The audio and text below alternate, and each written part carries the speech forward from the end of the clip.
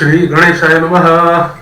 अथ श्री पुरुषोत्तम मास महात्म्य ग्रंथ अध्याय 27। कल शायद हमने 26वां अध्याय पूरा किया, तो आज हम 27वें अध्याय को जाएंगे।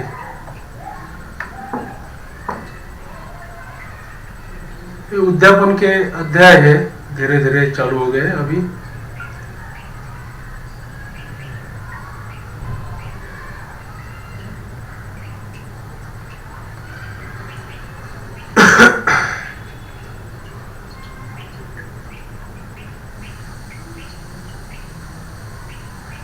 कल 26वां अध्याय था, जो कि उद्यापन कैसे करना है वो बता रहा था। आज 27वां अध्याय लेंगे।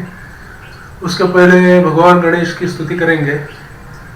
गणेश वक्रतुंड गणेश कवच को पढ़ के, तो पढ़ना चालू कर देते हैं।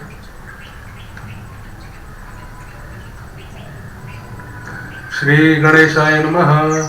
मौलिं महेश पुत्रो व्याध भालं पातु विनायकः, त्रिनेत्रः पातु मे नेत्रे, शूर्पकर्णो वतु श्रुति, हेरम्बो रक्षतु घ्राणं, मुखं पातु गजाननः, जिह्वा पातु गणेशो मे, कंठं श्रीकंठवल्लभः, स्कंदो महाबलः पातु, विघ्नः पातु मे भुजौ, करो परशुद्भृत् पातु, हृदयं स्कंदपूर्वजः, मध्यम लंबोदर पातु, नाभिं सिंधुरभूषितः, जगनं पार्वती पुत्रः, शक्तिनी पातु पाशभृत्, जानुनी जगतां नाथो, जंगे मूषकवाहनः, पादौ पद्मासन पातु, पदादौ दैत्यदर्पः, एकदन्तो अग्रतः पातु, पृष्ठे पातु गणाधिपः, पार्श्वयोर्मोदकाहारो, दिग्विदिषु च सिद्धिदः, वज्रतस्तिष्ठतो वापि, जाग्रतः स्वपतोष्णतः, चतुर्थी वल्लभो देवः पातु मे भुक्तिमुक्तिदः, इदं पवित्रं स्तोत्रं च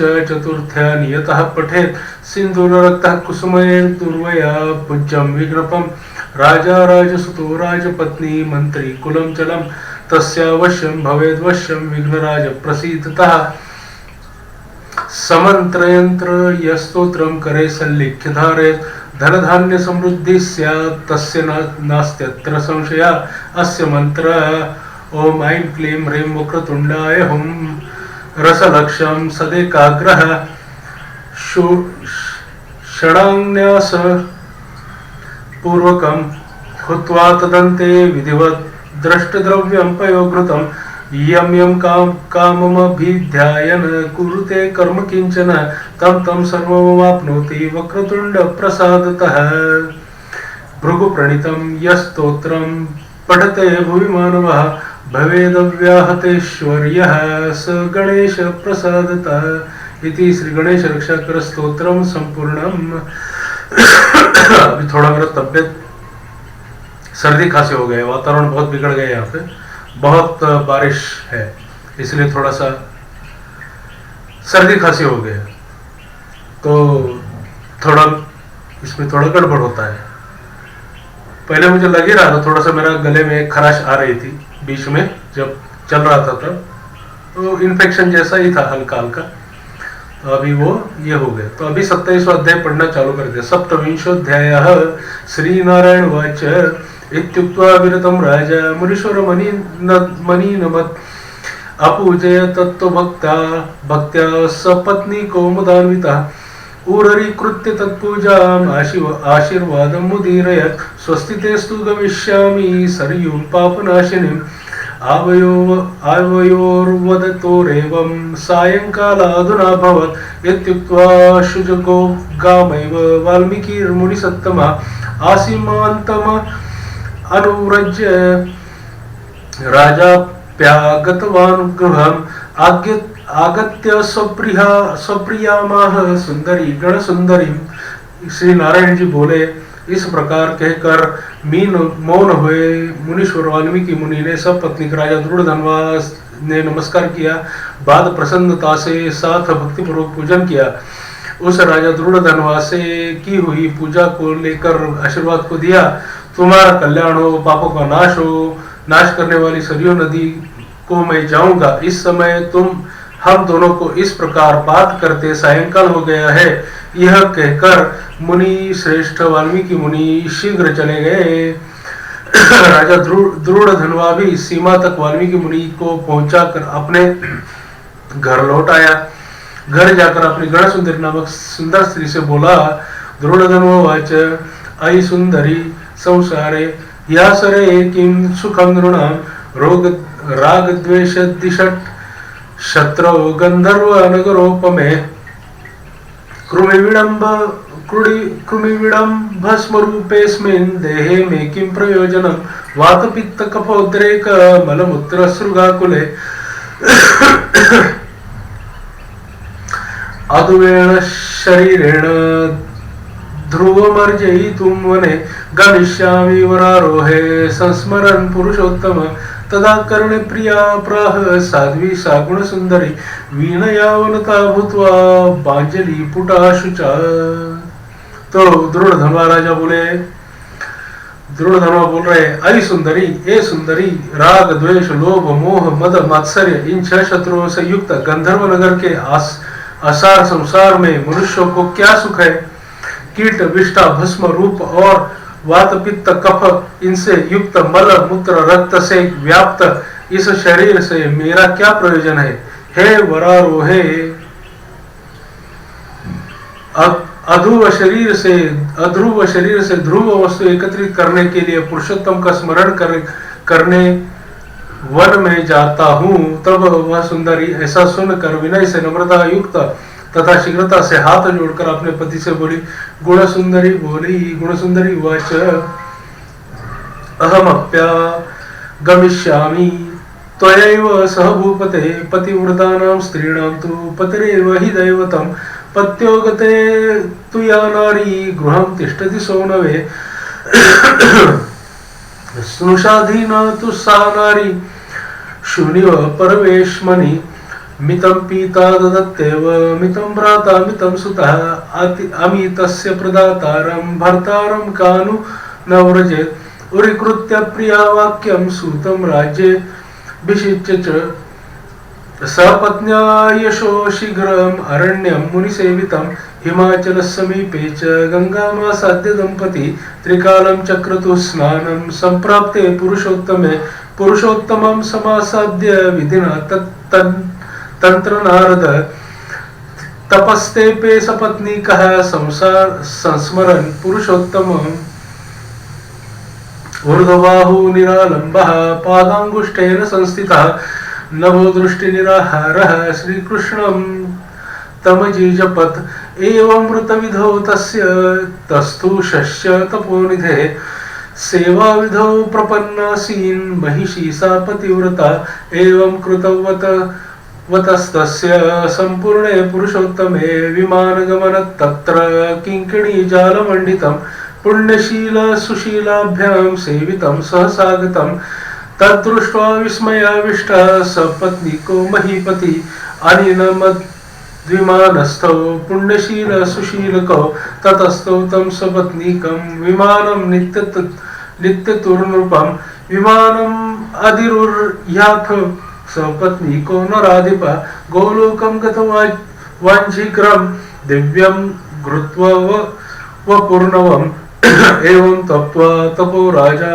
मासे श्री पुरुषोत्तमे निर्भयं लोकमासाद्य मुमोद हरिसन्निधौ पतिव्रता च तत्पत्नीं सापि तल्लोकमाययो पुरुषोत्तमे तपस्यन्तं संसेव्य निजवल्लभम्। तो अभी गुण सुंदरी बोल रही है, हे नृपते, मैं भी तुम्हारे साथ चलूंगी। पतिव्रता स्त्रियों के पति ही देवता होते हैं। जो स्त्री पति के जाने पर पुत्र के गृह में रहती है वह स्त्री पुत्र वधू के अधीन हो पराये गृह में कुत्ते के समान रहती है। पिता स्वल्प देता है और भाई भी स्वल्प ही देता है। अत्यंत देने वाले पति के साथ कौन स्त्री न जाएगी। इस प्रकार प्रिया की बात को स्वीकार कर पुत्र का अभिषेक कर स्त्री सहित शीघ्र ही मुनियों से सेवित वन को गया। दोनों स्त्री पुरुष हिमालय के समीप गंगा जी के निकट जाकर पुरुषोत्तम मास के आने पर दोनों काल में स्नान करने लगे। हे नारद, वह पुरुषोत्तम मास की प्रातः कर विधि से पुरुषोत्तम का स्मरण कर भार्या से तपस्या करने लगे। ऊपर हाथ किए बिना अवलंब पैर के अंगूठे पर स्थित आकाश में दृष्टि लगाए निराहार होकर राजा श्री कृष्ण का जाप करने लगे। इस प्रकार व्रत की विधि में स्थित हुए तपोनिधि राजा को पतिव्रता रानी सेवा में तत्पर हुई। इस प्रकार तप करते हुए राजा का पुरुषोत्तम संपूर्ण होने पर घंटिकाओं के जाल से विभूषित विमान वहां आया। ऐसे तत्काल आए हुए पुण्यशील और सुशील सेवित विमान को देख स्त्री सहित राजा आश्चर्य युक्त हो गए। विमान में बैठे हुए पुण्यशील और सुशील को नमस्कार किया। पुनः वे स्त्री सहित राजा को विमान में बैठने की आज्ञा दिए। स्त्री सहित राजा विमान में बैठने के बाद सुंदर नवीन शरीर धारण कर तत्काल गोलोक को गए। इस प्रकार पुरुषोत्तम मास में तप करके भय रहित तो लोक को प्राप्त होकर हरि के निकट आनंद करने लगे। और पतिव्रता स्त्री भी पुरुषोत्तम में तप करते हुए पति की सेवा कर उसी लोक को प्राप्त हुई। श्री नारायण वाच। नारायण जी बोले, वर्णयामि कमद्याहं यदेकर सनामम पुरुषोत्तम समम किंचित नास्ति नारद भूतले सहस्र जन्म तप्तेन तपसा यत्न गम्यते तत्फलं गम्यते पुंभि पुरुषोत्तम सेवनात् व्याजुतोपि कृते तस्मिन् मासे श्री पुरुषोत्तमे उपवासेन दानेन स्नाने च जपादिना कोटि जन्म कृतानेक पाप राशिर्लयं व्रजेत्। यथा शाखा मृगस्याशु त्रिरात्र स्नानमात्रतः अजानतोऽपि दृष्टस्य प्राक्तनानां कुकर्मणां संचय विलयं यातो मासे श्री पुरुषोत्तमे सोऽपि दिव्यं वपुर्धृत्वा विमानम् अधिरुह्य च अगम दिव्यर्गोलोकं जरा मृत्यु विवर्जितम्। अतः श्रेष्ठतमो मासः सर्वेभ्यः पुरुषोत्तमः द्रष्टुं दुष्टं शाखामृगं यासो व्याजेनापि हरेण यत् अहो मूढा न सेवन्ते मासं श्री पुरुषोत्तमं ते धन्याः कृतकृत्यास्ते तेषां च सफलो भवः। पुरुषोत्तम मासं ये सेवन्ते विधिपूर्वकं स्नानदान जपैर् होमैर् पोषण पुरःसरैः सर्वार्थ साधनम वेदे मानुषं जनुरुच्यते। चलो पहले नारायण जी को सुनते, बाद में नारायण जी को सुनते। नारायण बता रहे हैं कि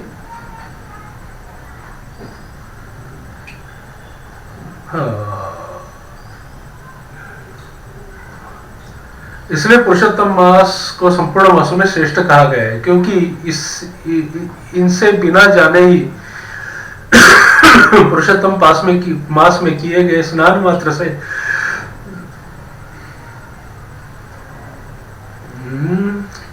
पहले से पढ़ते हैं। तो नारायण जी बोले,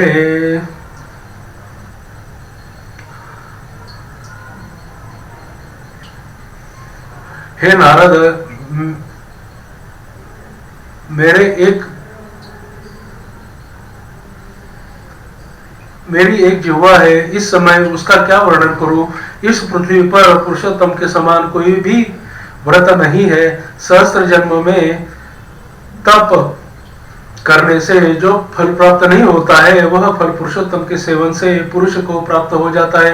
श्री पुरुषोत्तम मास में शुद्धि पूर्वक अथवा अबुद्धि पूर्वक किसी भी बहाने यदि उपासना, दान और जप आदि किया जाता है तो करोड़ों जन्म पर्यंत किए हुए पाप नष्ट हो जाते हैं। जैसे दुष्ट बंदर ने अबुद्धि पूर्वक 3 रात तक पुरुषोत्तम मास में केवल स्नान कर लिया तो उसके पूर्व जन्म में समस्त कुकर्मों का नाश हो गया और वह बंदर भी दिव्य शरीर धारण कर विमान पर चढ़कर जरा मरण रहित गोलोक को प्राप्त हुआ। इसलिए है वह पुरुषोत्तम मास संपूर्ण मासों में श्रेष्ठ कहा गया है क्योंकि इसके बिना जाने से ही पुरुषोत्तम मास में किए गए स्नान मात्र से दुष्ट वानर को हरि भगवान के समीप पहुंचाया। अहो आश्चर्य है, श्री पुरुषोत्तम मास का सेवन जो नहीं करने वाले हैं ये महामूर्ख है, वे धन्य है और कृतकृत्य है तथा उनका जन्म सफल है। जो पुरुषोत्तम मास का विधि के साथ स्नान, दान, तप, जप, हवन उपवास पूर्वक सेवन करते हैं।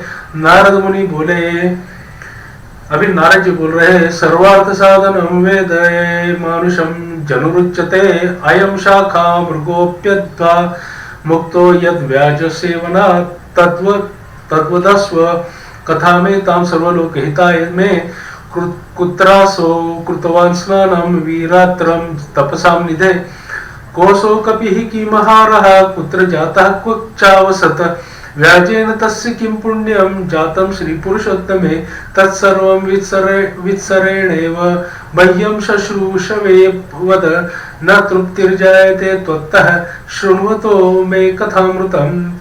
वेद में नारद जी बोल रहे, वेद में समस्त अर्थों का साधन करने वाला मनुष्य शरीर कहा गया है, परंतु यह वानर भी व्याज से पुरुषोत्तम मास का सेवन कर साक्षात मुक्त हो गया। हे तपोनिधे, संपूर्ण प्राणियों के कल्याण के निमित्त मुझसे इस कथा को कहिए। इस वानर ने 3 रात्रि तक स्नान कहाँ पर किया? यह वानर कौन था? आहार क्या करता था? उत्पन्न कहाँ हुआ? कहाँ रहता था? और पुरुषोत्तम मास में व्यास से उसको क्या पुण्य हुआ? यह सब विस्तार से सुनने की इच्छा करने वाले मेरे से कहिए। आप से कथामृत श्रवण करते हुए मुझे तृप्ति नहीं हो रही है। श्री नारायण उवाच कश्चित् केरल देशीयो द्विजः परमलोलुपः नित्यं धनच्चये दक्षः सरधेव धनप्रिया लोके कदरीत्याख्यां गतस्तेनैव कर्मणा चित्रशर्मा पुराणाम तस्यासीत् पितृकल्पितं सदन्नं च सुवस्त्रं च न भुक्तं तेन कुत्रचित् न स्वाहा न स्वधा वापि कृता तेन कुबुद्धिना यशोर्थेन कृतं किंचित् पोष्यवर्गो न पोषितः सर्वं भूमिगतं चक्रं धनमन्याय संचितं न माघेति न दानं च कृतं तेन कदाचन कार्तिके दीपदानं च ब्राह्मणानां च भोजनं वैशाखे धान्यदानं च व्यतिपाते च काञ्चनं वैवृतो राजनं दानं सर्वदानान्यमुनि च रविसंक्रमणे काले न दत्तानि कदाचन चन्द्रसूर्योपरागे च न जप्तं न हुतं क्वचित् अविवद्दिन वाचं सर्वत्राश्रु परिप्लुतः वर्षवातात् पक्लिष्टः श्याम कलेवरः चचार धनुलोभेन मूढधीर्भूतले सदा कोऽपि यच्छतु यत्किंचित् पामराय मुहुर्वदन् स गोदोहन मात्रं हि कुत्रापि स्यातुमक्षमः लोकधिक्कार संदग्धो बभ्रामोद्विग्न मानसः तन्मित्रं वाटिकानाथ कश्चित् दासोद्वनेचरः स तं निवेदयामास स्वदुःखं संवृदन्मुहुः तिरस्कुर्वन्ति नित्यं पूटभेदनवासिनः असस्तत्र मया स्थातुं न शक्यं पूटभेदने इदेवं वदतस्तस्य कदर्यस्य द्विजात्मनः अतिदीनतरां वाचं मा कर्ण्य कृपया प्लुतः मालाकारः प्रपन्नं तं दीनं मत्वा करोद्वयं हे कदर्य त्वमत्रैव वाटिकायां वसाधुना मालाकारवच श्रुत्वा कदर्यः सर्वनागरैः तिरस्कृताः स तद्वाटी मध्युवास मुदायुतः नित्यं तन्निकटस्थायी तदाज्ञा परिपालकः तेन वाटीपतिस्तस्मिन् विश्वासमकरोत् दृढम् अतिविश्वास्तचित्तेन तस्मिन् स वाटिकापतिः तमेवाचीकरत् विप्रं स्वकल्पं वाटिकापतिं ततः सर्वात्मभावेन ममायश्मिति निश्चयात् विहाय वाटिका चिन्तां सीशेवे राजमान्दरं राजद्वारे सदा कार्य तस्य यत् अत्यन्तमभिभवत् पराधीनतया चासो वाटिकां न जगामः तत्फलानि कदर्यस्तु जधास निर्भरं मुदा व्यक्रीणतावशिष्ठानि लोभेनातीव दुर्बलः अगृह्य द्रविणं तज्जं सर्वं स्वयमशङ्कितः यदा पृच्छत्वर्नाधीशस्तदग्रेवि वदन् मृषा यशोर्थेन कथं किंचित पोष्यवर्गो न पोषितः सर्वं भमीगतं चक्रे धनमन्याय संचितं भ्रामं च नगरं याचं च भक्षकं घासं दिवारात्रो परिचर्यामि ते वनं तथाप्यस्य फलान्याशन् मासं गच्छन्ति पक्षिणः पश्चाश्नतो मया केचिन्नाशितः खचराभृशं तेषां मासानि पक्षाणि पतितानिह सर्वथा तद्दृष्ट्वा अतीव विश्वस्य जगाम वाटिकापतिः एवं प्रवर्तमानस्य जग्मु वर्षाणि दुर्मतैः सप्ताशीतिः कदर्यस्य जरा जर्जरितस्तताः मारुमूढधिरे तत्र नैवापवन्निदारुणो नाभुक्तं क्षीयते पापमिति विदो वदन् तस्माः प्रकुर्वाणे मुद्गराघातपीडितः अजिगमन् महामार्ग कृच्छेणातिविभीषणं स्मरन् पूर्वकृतं कर्म प्रलपन् बुद्बुदाक्षरम् अहो मे पश्यता ज्ञानं कदर्यस्य च दुर्मतेः आसाद्यमानुषं देहं दुर्लभं त्रिदशैरपि खण्डेऽस्मिन् भारते पुण्ये कृष्णः सारं मृगान्विते किं कृतं धनलोभेन व्यर्थनीतं जनुर्मया तद्धनं तु पराधीनं चिकालार्जितमया किं करोमि पराधीनः कालपाशावृतोऽधुना मानुषं जनुरासाद्य न किञ्चित् कृतवान् शुभं न दत्तं न हुतं वह्न्यो न तप्तं हिमगह्वरे न गाङ्गं सेवितं तोयं माघे मकरगैरवौ उपवासनयं चान्ते न कृतं पुरुषोत्तमे न कृतं कार्तिके प्रातः स्नानं स तारकागणं न पुष्टस्य मया देहो मानुषः पुरुषार्थदः अहो ये संचितं द्रव्यं स्थितं भूमौ निरर्थकं जीवो जीवनपर्यन्तं क्लेशितो दुष्टबुद्धिना कदाचिज्जाठरो वह्निर्नान्ये निर्वापितो मया नापि सद्वसनाच्छन्नः स्वदेहा पर्वणि क्वचित् न ज्ञातयो बाधवाश्च स्वजनास स्वसा अपि जामाता च सुता वापि पिता माता अनुजास्तथा पतिव्रतापि गृहिणी ब्राह्मणा नैव तोषिता मिष्टान्नेरकवारं च तर्पितां न मया क्वचित् एवं विलपमान्यं तं निन्युः किं नाशसन्निधिं तं दृष्ट्वा चित्रगुप्तस्तु विलोक्ये तच्छुभाशुभम् अवोचत स्वामिनं धर्मं कदर्योऽयं द्विजाधमः न किञ्चित् सकृतं त्वस्य धनलुब्धस्य दुर्मतेः असावचीकरत पापं निष्पुष्कलं वाटिकास्थितः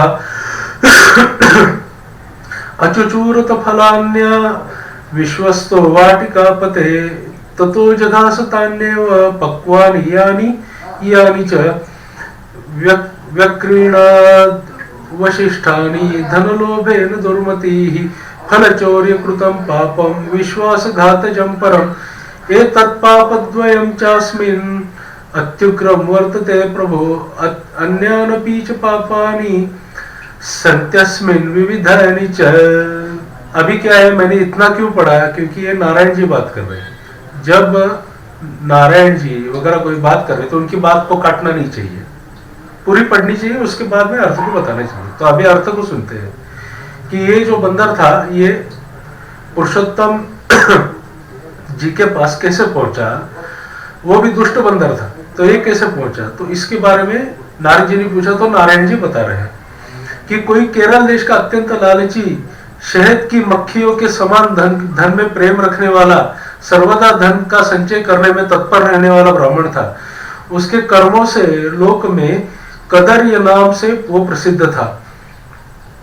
उसके पिता ने भी प्रथम उसका नाम चित्रशर्मा रखा था। उस कदर्य में असुर कदर्य में सुंदर वस्त्र का किसी समय उपभोग नहीं किया। उस कुबुद्धि ने अग्नि में आहुति, पितरों का श्राद्ध भी कभी नहीं किया, यश के लिए कुछ भी नहीं किया और आश्रित वर्ग का पोषण भी नहीं किया। अन्याय से धन को इकट्ठा कर पृथ्वी में गाड़ दिया। माघ मास में उसने कभी तिलदान नहीं किया, कार्तिक मास में कभी दीपदान नहीं किया और ब्राह्मण को भोजन नहीं कराया। वैशाख मास में धान्य का दान नहीं किया और व्यतिपात योग में कभी सुवर्ण का दान नहीं किया। वैद्युति योग में चांदी का दान नहीं किया और ये सब दान कभी सूर्य संक्रांति काल में भी नहीं दिया। चंद्र ग्रहण, सूर्य ग्रहण के समय न जप किया और न अग्नि में आहुति दी। सर्वत्र नेत्रों में आंसू भरकर दीन वचन कहा करता था। वर्षा वायु और से दुखित दुर्बला और काले शरीर वाला वह मूर्ख सर्वदा धन के लोभ से पृथ्वी पर घूमा करता था। कोई भी इस पामर को कुछ देता, इस तरह बार बार कहता हुआ गो के दोहन के समय तक कहीं भी ठहरने में असमर्थ था। लोक के प्राणियों के धिक्कारने से जला हुआ और उद्विग्न मन होकर घूमता था। उसका मित्र कोई वनेचर वाटिका का मालिक था। उस करदय ने उस माली से बार बार रोते हुए अपने दुख को कहा, नगर के वासी नित्य तिरस्कार करते, इसलिए उस नगर में नहीं रह सकता हूं मैं। इस प्रकार कहते हुए उस कदर्य ब्राह्मण के अत्यंत दीन वचन को सुनकर माली दयाद्र चित्त हो गया। शरण में आए हुए उस दीन ब्राह्मण पर माली ने दया की और कहा, हे कदर्य, इस समय तुम इसी वाटिका में वास करो। नगरवासियों से तिरस्कृत हुआ वह कदर्य उस माली के वचन को सुन प्रसन्न होकर उस वाटिका में रहने लगा। नित्य उस माली के पास वास करता और उसकी आज्ञा का पालन करता था। इसलिए उस कदर्य ने माली में दृढ़ विश्वास किया और उस कदर्य में अत्यंत विश्वास होने के कारण माली ने उस कदर्य ब्राह्मण को अपने से छोटा बगीचा का मालिक बना दिया। इसके बाद उस माली ने वह निश्चय किया कि कदर्य हमारा आदमी है, इसलिए वाटिका की चिंता को छोड़कर राज मंदिर का सेवन किया। राजा की यहाँ उस माली को बहुत कार्य करता था, इसलिए और पराधीनता वश वाटिका को और कभी नहीं आया। वह अत्यंत दुर्बल कदर्य उस वाटिका के फलों का आनंद से अच्छी तरह से भोजन करता और लोभवश बचे हुए फलों को बेच देता था। निर्भय पूर्वक उस बगीचे के फलों को बेचकर सब धन स्वयं ले लेता था। जब माली पूछता था तो उसके सामने झूठ बोलता था।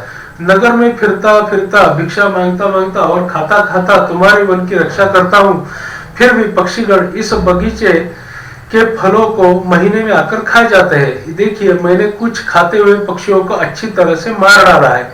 यहाँ चारों तरफ उन पक्षियों के मांस और पंख गिरे पड़े हैं। उन मांस के टुकड़ों और पंखों को देखकर उसका अत्यंत विश्वास कर माली चला गया। उस प्रकार अत्यंत जर्जर उस दुष्ट कदर्य के वास करते 87 साल व्यतीत हो गए। उसके बाद वह मूढ़ वहां ही मर गया और उसको अग्नि और काष्ठ नहीं मिला। बिना भोग पापों का नाश नहीं होता है, ऐसा वेद का जानने वाले कहते हैं। इस कारण हाहाकार करता हुआ यमदूतों के मुद्गर के आघात से पीड़ित कष्ट के साथ अत्यंत भयंकर दीर्घ मार्ग को गया। पूर्व में किए हुए कर्मों का स्मरण करता हुआ और प्रलाप करता हुआ तथा बुद्ध अक्षरों में कहता हुआ कि अहो आश्चर्य है, मुझ दुष्ट करदय के अज्ञान को देखिए। कृष्णसार से युक्त पवित्र इस भारत खंड में देवताओं को भी दुर्लभ मनुष्य शरीर को प्राप्त कर मैंने धन के लोभ से क्या किया, अर्थात कुछ भी नहीं किया, और मैंने जन्म व्यर्थ खो दिया तथा मैंने बहुत दिनों में जो धन संचय किया था वह धन तो पराधीन हो गया। इस समय काल पाश में बंधा पराधीन होकर मैं क्या करूं? प्रथम मनुष्य शरीर को प्राप्त कर कुछ भी पुण्य कर्म नहीं किया, न तो दान दिया, न अग्नि में आहुति दी, न हिमालय में गुम्फा में जाकर तपस्या की, मकर के सूर्य होने पर माघ में न गंगा के जल का सेवन किया, पुरुषोत्तम मास के अंत के 3 दिन उपवास में भी मैंने नहीं किया, और कार्तिक मास के तारांगण के रहते प्रातः स्नान नहीं किया। मैंने पुरुषार्थ को देने वाले मनुष्य शरीर को भी पुष्ट नहीं किया। अहो आश्चर्य है, मेरा संचित धन पृथ्वी में निरर्थक गड़ा रह गया। दुष्ट बुद्धि होने के कारण जीवन पर्यंत जीव को कष्ट दिया, और मैंने जठराग्नि को भी कभी भी अन्न से तृप्त नहीं किया। किसी पर्व के समय भी उत्तम वस्त्र से शरीर को आच्छादित नहीं किया, न तो जाति के लोगों को, न बांधवों को, न स्वजनों को, न बहनों को, न दामाद को, न कन्या को, न पिता माता छोटे भाई को, न पतिव्रता स्त्री को, न ब्राह्मण को प्रसन्न किया। इन लोगों को एक बार भी मिठाई से कभी तृप्त नहीं किया। इस प्रकार विलाप करते हुए उस कदर्य का यमदूत यमराज के समीप ले गए। उसको देखकर चित्रगुप्त ने उसके पाप पुण्य को देखा और अपने स्वामी धर्मराज से कहा कि हे महाराज, यह ब्राह्मण में अधम है। धन के लोभी इस दुष्ट कदर्य का कुछ भी पुण्य नहीं है। वाटिका में रहकर इसने बहुत पाप किए हैं। माली का विश्वास पात्र बनकर साक्षात स्वयं फलों का वोरपा और जो पके हुए फल थे उसको खाया है, और जो खाने से बचा हुआ फल थे उसको इस दुष्ट ने धन के लोभ से बेच डाला है। एक फलों की चोरी का पाप है, दूसरा विश्वासघात का पाप है। हे प्रभु, ये 2 पाप इस कृपण में अत्यंत उग्र है, और भी इसने कई प्रकार के पाप किए हैं। अभी नारद उवाच, अब नारद मुनि बोले, इत्थं निशम्य विधिनंदन चित्रगुप्त वाक्यं कृत्वा प्रबल याप्लुत धर्मराजः आहेश यातु कपि जन्म सहस्त्र कृत्यो विश्वासघात कृतिजं फलमस्य पश्चात्। इति श्री बृहद नारदीय पुराणेषु पुरुषोत्तम मास महात्म्ये श्री नारायण नारद संवादे कदर्योपाख्याने 7वां तो नारद मुनि बोले, इस प्रकार ब्रह्मा के पुत्र चित्रगुप्त के वचन को सुनकर अत्यंत क्रोध से युक्त धर्मराज ने कहा कि यह कदर्य 1000 बार वानर योनि में जाए, और विश्वासघात का फल इसको बाद में होवेगा। ये बृहद नारदीय पुराण के अंदर में पुरुषोत्तम मास महात्म्य के अंदर में श्री नारायण नारद के संवाद के अंदर में कदर्योपाख्यान नाम का 7वां अध्याय सफल संपूर्ण हुआ। गणेशार्पणमस्तु। अब इसके बारे में कुछ बात करेंगे। देखो, इसके अंदर में ऐसा है कि मनुष्य जन्म के अंदर में पृथ्वी के ऊपर में आकर भारत भूमि में जन्म लेना ये सबसे पवित्र जन्म है। चाहे आप कोई भी पंथ को मानने वाले हो, चाहे आप जैन हो, बुद्धिस्ट हो, हिंदू हो, क्रिश्चियन हो, मुस्लिम हो, या अन्य कोई भी पंथ को मानने वाले हो, लेकिन आप भारत भूमि में जन्म लिए हैं तो आप महापुण्यशाली है। क्योंकि भारत भूमि, मैंने एक बार एक वीडियो में बताया भी था, भारत भूमि बनती कैसे है।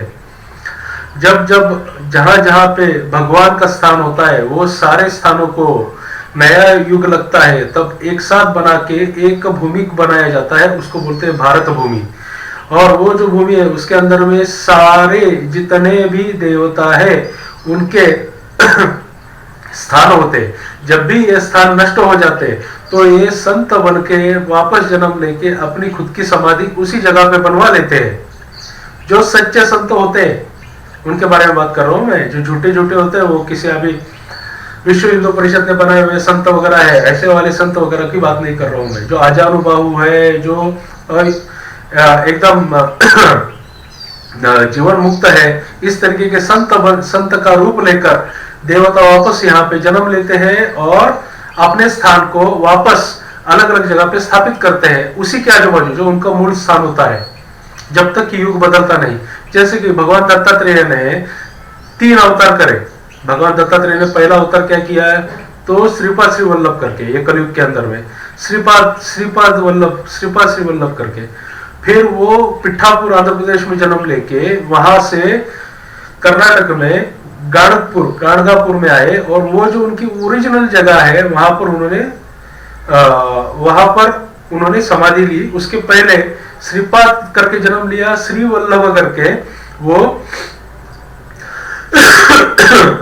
श्रीपाद श्री वल्लभ करके वो उन्होंने श्रीशैलम के पास में आंध्रा में कर्दली वन है, कदली वन के अंदर में जाके वहां पे 700 साल तपस्या की। 700 साल तपस्या करके वो श्री नृसिंह सरस्वती नाम लेकर वापस इस धरती पर वापस विचरण किया।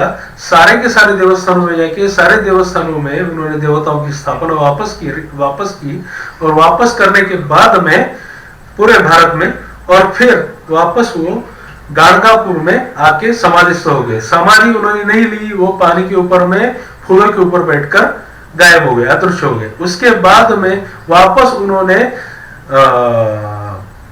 पानीपत के यहाँ पर एक बंजर इलाके में जमीन से खुद को उत्पन्न किया और अक्कलकोट स्वामी समर्थ करके वापस आ गए, और अपना गाणगापुर से 60 किलोमीटर दूर के ऊपर में अक्कलकोट में उन्होंने अपनी समाधि बना ली। तो इस तरीके से जो देवता होती है, वो देवता होते हैं, उनका क्या होता है कि वो एक जगह से थोड़े से दूर 60 किलोमीटर 70 किलोमीटर दूर वहीं पर अपनी वापस समाधि बनाते हैं, वहीं पर अपना स्थान बनाते हैं। तो यहां पर देवता हमेशा आते हैं, हमेशा यहां पर देवता आते हैं, जन्म लेते हैं और लेते रहेंगे। ये 10,000 साल तक ये कलयुग में चलेगा, उसके बाद में वो बाहर नहीं निकलेंगे कलयुग खत्म होने तक। तो ये जो है ये